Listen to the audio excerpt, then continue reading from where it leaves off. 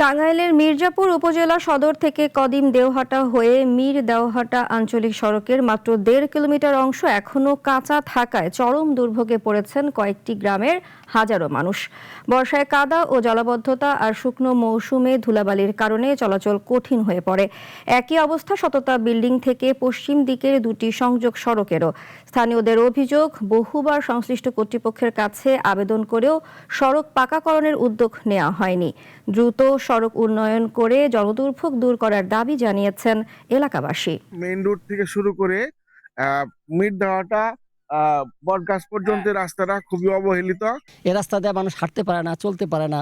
একটা বাচ্চা নিয়ে স্কুল যেতে, আজকে বাচ্চা নিয়ে আমি স্কুলে গেছি, মানে গ্রীষ্মমান পানি নিয়ে। একটা রুগী নিয়ে আমরা কোনো জায়গায় যাব, কোনো গাড়ি আসতে পারে না, বা আসতে চাইলেও তা আসতে পারলেও তাদেরকে জোর জুলুম করে আমরা বলে হাতে পায়ে ধরে তাদেরকে আমরা নিয়ে আসি।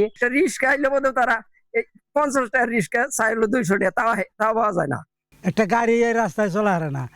এক মন ধান এনে মাথায় করে আমরা মেন রোডে নিয়ে গেলে তারপর ওখান থেকে আবার গাড়িতে যাওয়া যায়। আমাকে খুব অসুবিধা এই রাস্তাটার জন্য।